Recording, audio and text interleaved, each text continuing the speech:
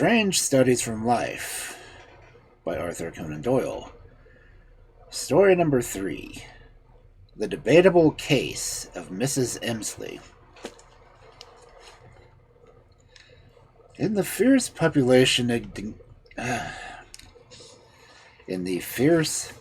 indignation which excited by a sanguinary crime, there is a tendency in which judges and juries share to brush aside or to treat as irrelevant those doubts, the benefits of which is supposed to be one of the privileges of the accused. Lord Tenterton had whittled down the theory of doubt by declaring that a jury is justified in giving its verdict upon such evidence as it would accept to be final in any of the issues of life. But when one looks back and remembers how often one has been very sure and yet has erred in the issues of life, how often what has seemed certain has failed us, and that which appeared impossible has come to pass, we feel that if criminal law has been conducted upon such principles, it is possibly itself the giant murderer of England. Far wiser is the contention that is the better that 99 guilty should escape than that one innocent man should suffer.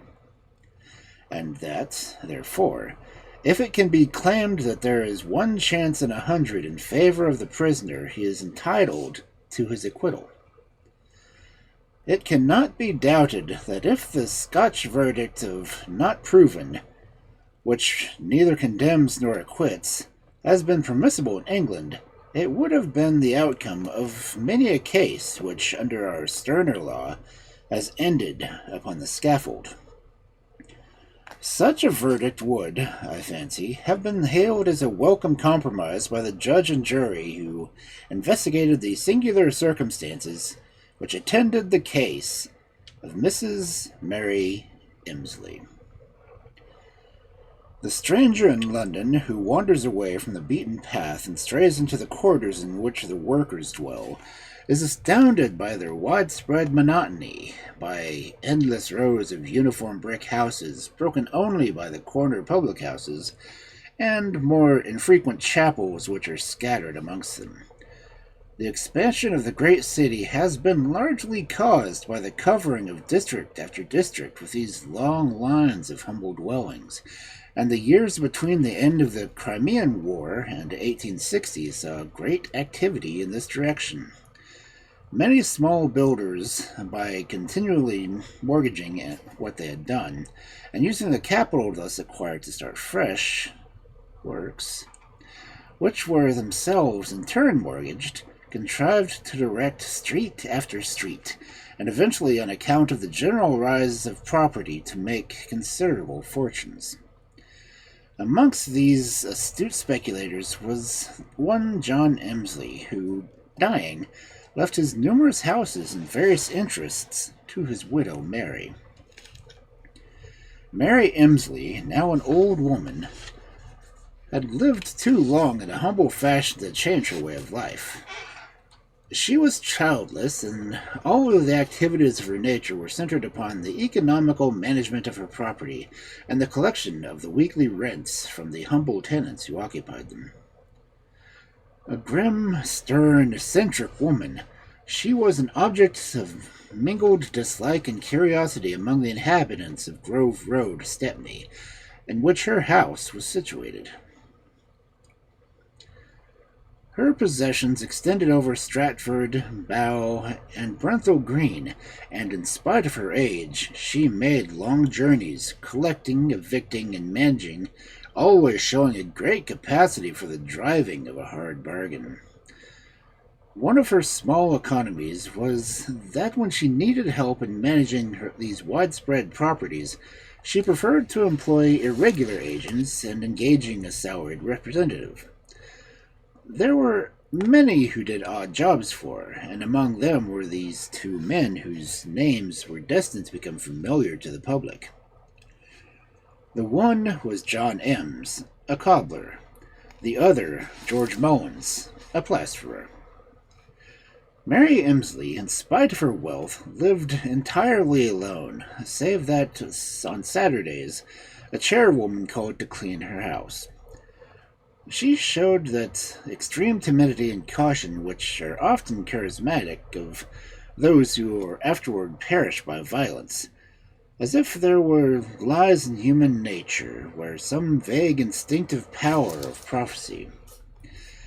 It was with reluctance that she ever opened her door, and each visitor who approached her was reconnoitered from the window of her area. Her fortune would have permitted her to indulge herself with every luxury, but the house was a small one, consisting of 2 stories and a basement, with a neglected back garden, and her mode of life was even simpler than her dwelling. It was a singular and most unnatural old age. Mrs. Emsley was last seen alive upon the evening of Monday, August 13th, in 1860. Upon that date, at 7 o'clock, 2 neighbors perceived her sitting at her bedroom window. Next morning, shortly after 10, one of her irregular retainers called upon some matters of brass taps, but he was unable to get any answer to his repeated knockings.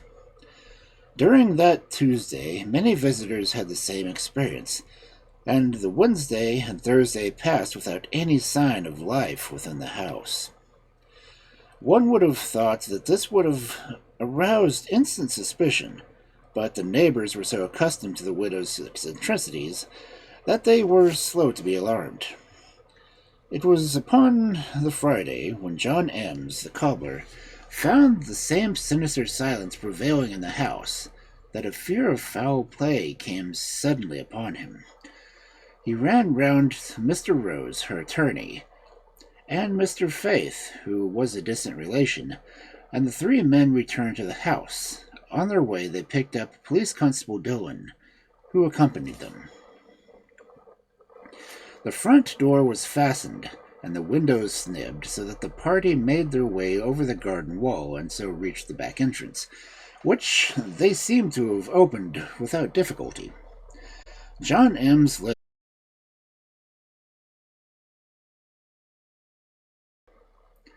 intimately acquainted with the house. On the ground floor there was no sign of the old woman. The creak of their boots and the subdued whisper of their voices were only sounds that broke the silence. They ascended the stair with a feeling of reassurance. Perhaps it was all right after all. It was quite probable that the eccentric widow might have gone on a visit. And then, as they came upon the landing, John M. stood staring, and the others, peering past him, saw that which struck the hope from their hearts. It was a footprint of a man, dimly outlined in blood, on the wooden floor. The door of the front room was neatly closed, and the dreadful portent lay in front of it with the toes pointing away.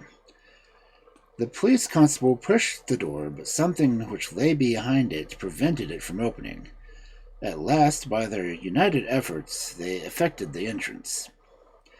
There lay the unfortunate old woman, her lank limbs all asprawl upon the floor, with 2 rolls of wallpaper under her arm, and several others scattered in front of her.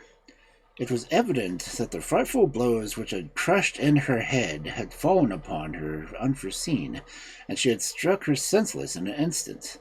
She had none of the anticipation which is the only horror of death. The news of the murder of so well-known inhabitant caused the utmost excitement in the neighborhood, and every effort was made to detect the assassin. A government reward of £100 was soon raised to £300, but without avail. A careful examination of the house failed to reveal anything which might serve as a reliable clue. It was difficult to determine the hour of the murder, for there was some reason to think that the dead woman occasionally neglected to make her bed, so that the fact that her bed was unmade did not prove that she had slept. She was fully dressed, as she would have been in the evening, and it was unlikely that she would have been doing business with wallpapers in the early morning. On the whole, then, the evidence seemed to point to the crime having been committed upon the Monday evening, some time after 7. There had been no forcing of doors or windows, and therefore the murderer had been admitted by Mrs. Emsley. It was not consistent with her habits that she should admit anyone whom she did not know at such an hour. And the presence of the wallpaper showed that it was someone with whom she had business to transact. So far, the police could hardly go wrong. The murderer appeared to have gained little by his crime, for the only money in the house, £48, was found concealed in the cellar, and nothing was missing save a few articles of no value. For weeks the public waited impatiently for an arrest, and for weeks the police remained silent, though not inactive. Then an arrest was at last effected, and in a curious, dramatic fashion. Amongst the murderous people who made small sums of money by helping the murdered woman, there was a respectable-looking man named George Mullins, rather over 50 years of age, with a straight back of a man who was at some point been drilled. As a matter of fact, he had served in the Irish Constabulary and had undergone many other curious experiences before he had settled down in plasterer.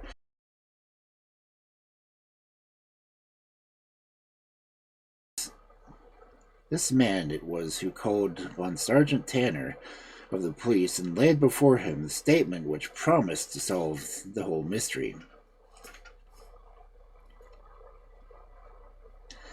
According to this account, Mullins had, from the first, been suspicious of Ems, the cobbler, and had taken steps to verify the suspicions, impelled partly by his love of justice, and even more by his hope for the reward.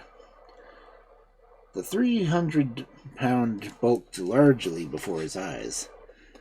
"If this only goes right, I'll take care of you," he said, and on his first interview with the police, and added, in allusion to his former connection with the force, that he was clever at these matters. So clever was he that his account of what he had seen and done gave the police an excellent clue upon which to act. It appears that the cobbler dwelt in a small cottage on the edge of an old brick field. On the brick field, and about 50 yards from the cottage, there stood a crumbling house which had been abandoned. Mullins, it seemed, had for some time back been keeping a watchful eye on Ems, and he had observed him carrying paper parcel from his cottage and concealing it somewhere in the shed. "Very likely," he said, the estate Mullins, "is concealing some of the plunder which he has stolen."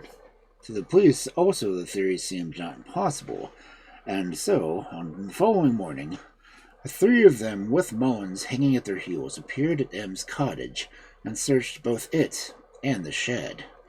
Their efforts, however, were in vain, and nothing was found. The result was by no means satisfactory to the observant Mullins, who rated them soundly for not having half searched the shed, and persuaded them to try again. They did so under his supervision, this time with the best results. Behind a slab of the outhouse, they came upon a paper parcel of a very curious nature. It was tied up with coarse tape, and when opened disclosed another parcel tied with wax string.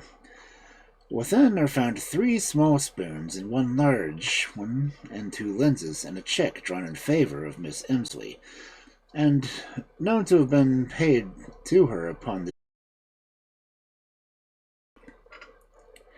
There was no doubt that the other articles had also belonged to the dead woman.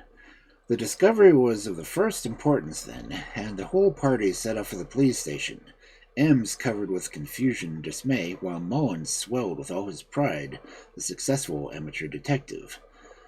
But his triumph did not last long. At the police station, the inspector charged him with being himself concerned with the death of Mrs. Emsley.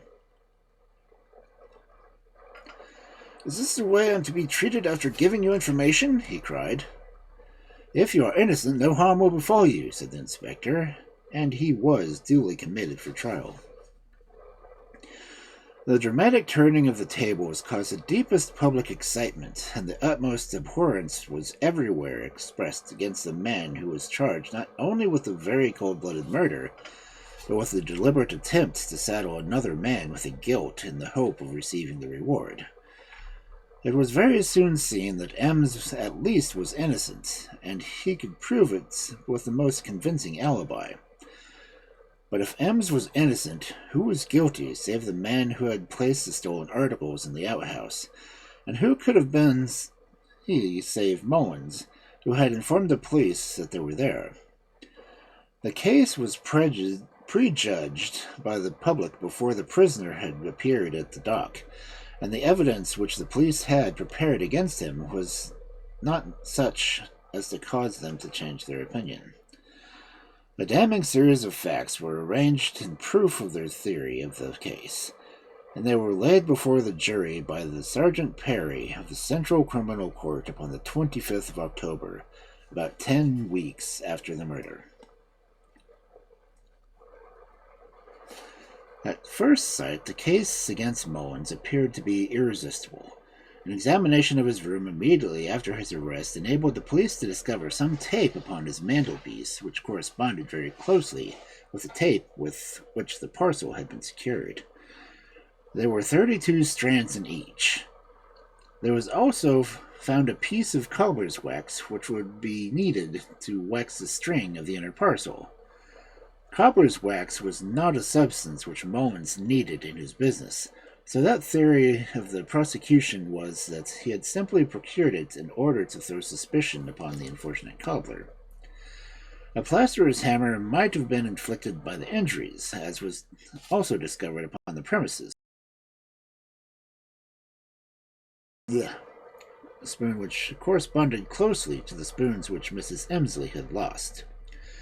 It was shown that Mrs. Mullins had recently sold a small gold pencil case to the neighboring barman, and 2 witnesses were found to swear that this pencil case belonged to Mrs. Emsley and had been in her possession a short time before her death. This was discovered a pair of boots, one of which appeared to fit the impression in the floor, and medical evidence attested that there was some human hair on the sole of it. The same medical evidence bore a blood mark upon the gold pencil which had been sold by Mrs. Mullins. It was provided by the chairwoman who came upon Sundays that when she had been in the house 2 days before the murder, Mullins had called, bringing with some rolls of wallpaper, and that he had been directly by Miss Emsley to carry it up to the room in which the tragedy afterwards occurred. Now, it was clear that Mrs. Emsley had been discussing wallpapers at the time that she was struck down, and what more natural than that it should have been the person who had originally brought them. Again, it had been shown that during the day Mrs. Emsley had handed Mullins a certain key. This key was found lying in the same room as the dead body, and the prosecution asked how it could have come there if Mullins did not bring it.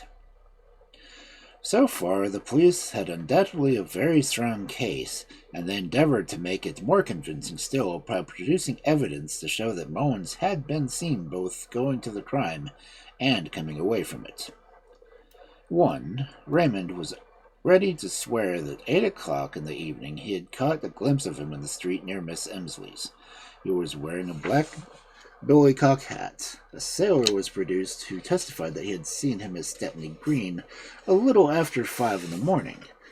According to the sailor's account, his attention was attracted by the nervous manner and excited appearance of the man whom he had met, and also by the fact that his pockets were very bulging. He was wearing a brown hat. When he heard of the murder, he had gone over his own accord given the information to the police, and would swear that Mullins was the man whom he had seen. This was the case as presented against the accused, and it was forfeited by many smaller points of suspicion. One of them was that when he was giving the police information about Ems, he had remarked that Ems was about the only man to whom Mrs. Emsley would open her door. "Wouldn't she open it for you, Mullins?" asked the policeman. "No," he said. "She would have called to me from the window of the area." This answer of his, which was shown to be untrue, told him very heavily against him in the trial. It was a grave task which Mr. Best had to perform when he rose to answer this complicated and wildly reaching indictment. He first of all endeavors to establish an alibi by calling Mullen's children, who were ready to testify that he came home particularly early upon that particular Monday. Their evidence, however, was not very clear and conclusive, and was shaken by the laundress, who showed that they were confusing one day with another. As regards to the boot, the counsel pointed out that human hair was used by plasterers in their work, and he commented upon the failure of the prosecution to prove that there was blood upon the very boot, which was supposed to have been produced by the blood prints. He also showed, as regards the blood stain upon the pencil case, that the barman had, upon buying the pencil, he carefully cleaned and polished it, so that if there was any blood upon it, it certainly was not that of Mrs. Emsley. He was also commented upon the discrepancy of the evidence between Raymond, who saw the accused at 8 in the evening in a black hat, and the sailor who met him at 5 in the morning with a brown one. If the theory of the prosecution was that the accused had spent the night in the house of the murdered woman, how came his hat to be changed? One or other or both of the witnesses must be worthless. Besides, the sailor had met this mysterious stranger at Stepney Green, which was quite out of the line between the scene of the crime and Mullen's lodgings.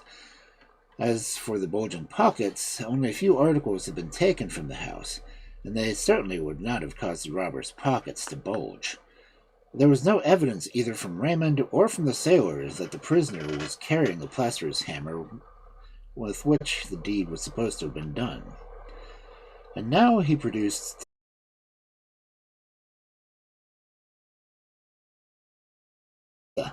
whose evidence furnished another of those sudden surprises with which the case had been imbounded.